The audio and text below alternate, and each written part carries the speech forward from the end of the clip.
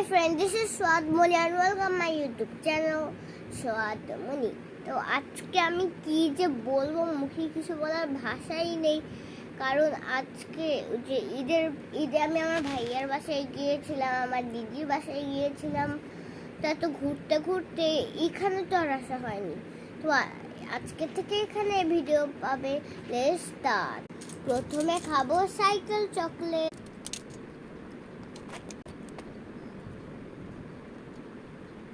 Cycle চকলেটটা তোমাদের সামনেই খেলাম। এখন খাবো কিন্ডার জয়।